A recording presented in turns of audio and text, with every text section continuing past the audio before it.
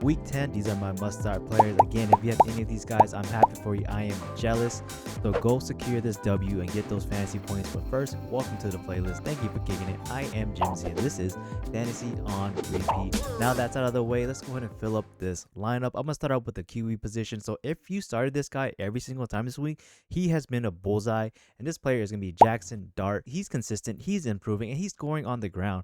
His rushing touchdowns, they're the ultimate cheat code in fantasy football. Dart's legs, they keep him safe. That rushing floor is just so solid. He has 5 rushing scores and 6 starts, and these are not little tush pushes, not little QB sneaks. Nah, he's 55 plus yards in 4 games, and he's a dual threat every single week. That's steady fantasy value, and that's safe, consistent, and he's explosive. And now the matchup, he's going up against the Chicago Bears. That's a fantasy-friendly defense, and the Bears struggle versus mobile quarterbacks. They allow the 4th most fantasy points per dropback, and they can't contain rushing quarterbacks. And now the pass defense, they're weak. That is soft. They're ranked 22nd overall, and they just gave up 470 yards and 4 touchdowns to old man Joe Flacco, man. If Dart gets rolling early, he can crush this matchup. And don't forget about his arm, because Dart's improving as a passer. He's throwing a touchdown every single week and has multiple scores in half of his starts and 7 touchdowns to 1 pick over his last 4 games. That's real efficiency, and that's real growth, especially for a rookie, man, coming from the Giants. That's saying something. His most recent lines, too, against the Niners, 191 yards, 2 scores, plus 56 rushing and 1 touchdown. Against the Eagles, 193 yards and 1 passing, 1 rushing. And against the Broncos, 283 yards, 3 passing, and 1 rushing touchdown. And that's steady fantasy production every single week. And Dart is starting to catch some fire, man. His rushing floor is locked in. His passing growth is clear as day. And his matchup couldn't get any better. Jaxson Dart, strong start for week 10. I'm going to plug him in confidently. Get him in your lineup. And my must-start running back, he went from RB2, RB1, RB2, RB1. He's back. He's RB1 again. This is going to be Rico Dowdle. This man is on a mission. Maybe that's what his last name means, Dowdle. Don't dawdle him. He's taken over the Carolina backfield. To me, he's a must-start, and here's why. He's the future back now. Head coach Dave Canales trusts him. Week 9 proved that. Dowdle handled 25 carries, 130 rushing yards, 2 touchdowns. That's pure workhorse usage. And meanwhile, Chuba Hubbard is barely involved, man. Dowdle had dominated touches completely. And he wasn't just busy, he was also efficient. He runs hard, and he is produced against a tough defense. And now the matchup, the Saints defense is soft. They're ranked 24th against the run. They're allowing 129 yards a game. That's Rico Dowdle's baseline, dog. Like, what else do you think he's going to do? There has been 7 different backs that have scored a rushing touchdown on them this year, and that's a wide open opportunity. And what makes you think that Rico Dowdle is not going to take advantage of this? And the Panthers are favorites in this one, 5.5 points at home. And if they play from ahead, Dowdle's workload is going to stay super heavy and consistent. And again, consistency and explosion. When Dowdle gets volume, he delivers big. He's had 3 games with 130 plus yards, a top 2 fantasy finish in every single game. He's played over 70% of snaps. Dude, man, he's locked in. And his best performance, week 6 versus Dallas, 183 rushing yards, 56 receiving, and a touchdown. He has shown star-level production every time he gets a chance to. Here's the stats on the season. 735 rushing yards, 4 touchdowns, 132 receiving yards, 1 receiving score, 9 games total. That's rock-solid work. And now the injury note, Dowdle did tweak his quad, and he sat out on Wednesday's practice, but he returned in week 9 and he finished strong. And coaches said they're going to be cautious. They want him to be healthy for Sunday, and he's still expected to start. So fantasy managers should monitor the practice, but don't overthink this one. He's the guy. He's healthy enough. He's locked in week 10. Look, Dowdle is the workhorse. The matchup is soft. The volume's there, and the production has been proven. Start Dowdle this week confidently. My next must-start running back is becoming that guy, and I mean Kyle Monangai himself. He's coming off a breakout game, and now the matchup is going to be smooth as butter.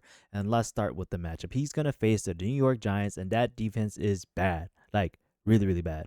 They allow the 2nd most fantasy points to opposing running backs, and they give up explosive runs constantly, most in the entire league. 4 different players have rushed over 100 yards on them, and 11 players have scored rushing touchdowns. And if there's ever a week to play Monangai, this is it. Now the breakout that I said, week 9 was his moment. Filling in for DeAndre Swift, he exploded. 176 rushing yards, 22 receiving yards, top 3 fantasy finish this week, and he didn't even score a touchdown. Think about that. That's elite volume and efficiency, and every time he's seen double-digit carries, he's finished top 12 at his position.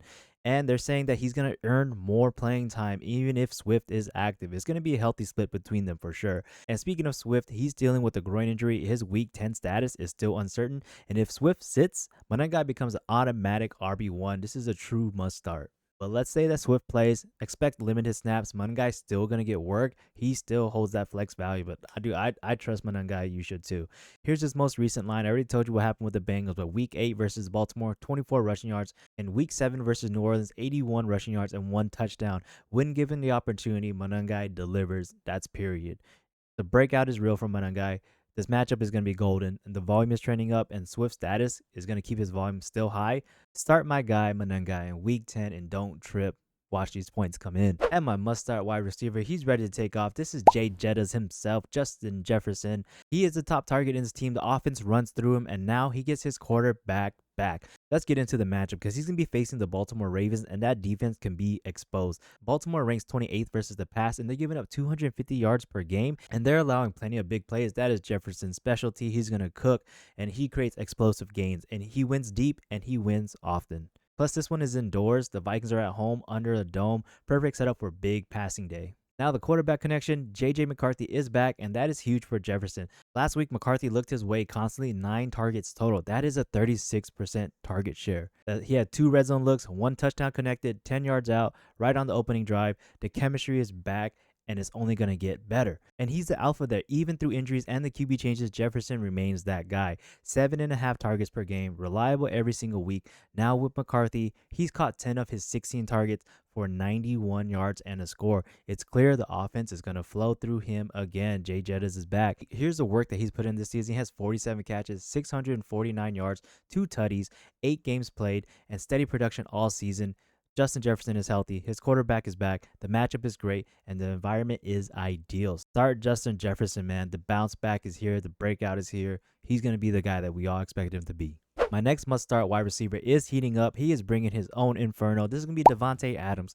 He's heating up fast. He's scoring touchdowns again. And let's look into the matchup because the Rams are going to be facing the 49ers. Normally, that's a tough defense, but right now, they are banged up. Several key starters are out, and the secondary is struggling. Over the last 5 weeks, the 49ers have allowed the 3rd most fantasy points to wide receivers. Even back in week 5 when San Francisco was healthy, Adams still caught 5 passes for 88 yards. This time, he can do a lot more damage.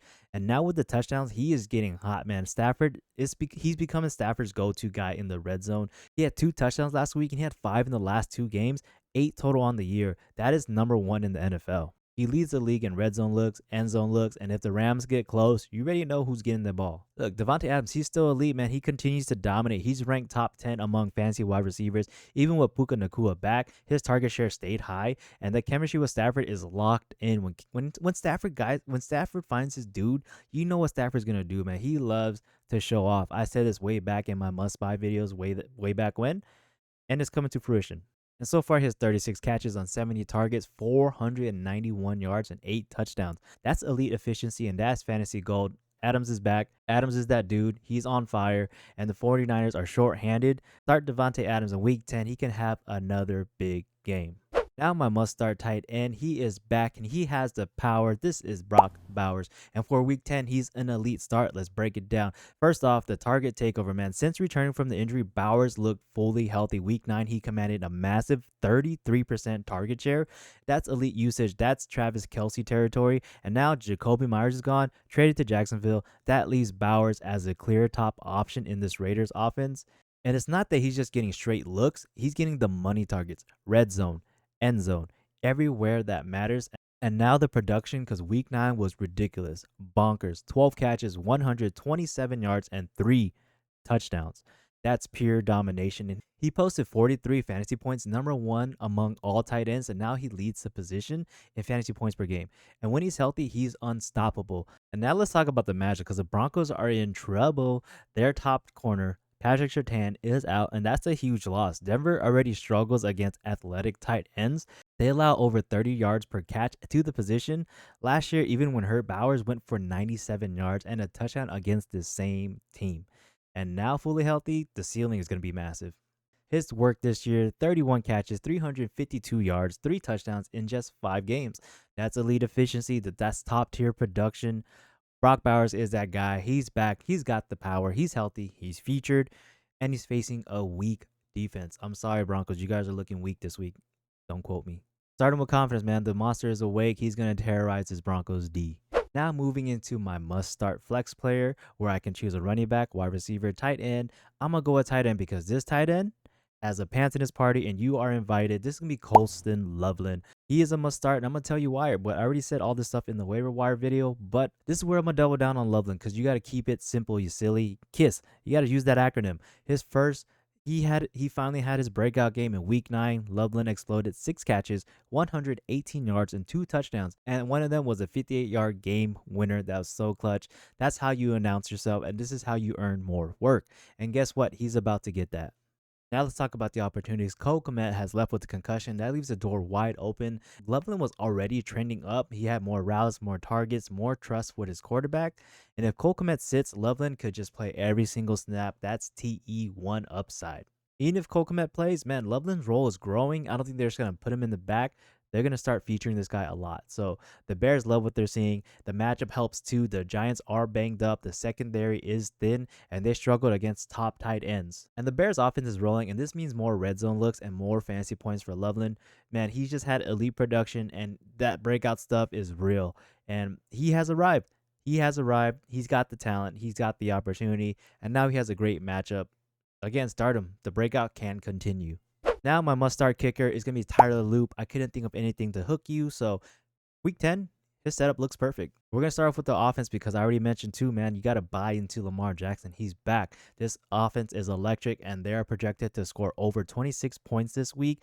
That's big for kickers. That's more drive, more points, and more chances for Loop. Now the environment, no cold, no bad weather. This one's indoor at the US Bank Stadium. God bless America. And that means it's going to be clean conditions and steady kicking opportunities. Rookie or not, that's a huge advantage. And let's not forget about the accuracy because Loop has been reliable. He's hit 12 of 13 field goal attempts this season. That's near perfect consistency. He's nailed 22 of 23 extra points. He's been steady when he's been called upon. And here is the sneaky bonus. And here's the sneaky bonus because the Ravens aren't great in red zone efficiency. That means more field goal tries and more fantasy points for Loop.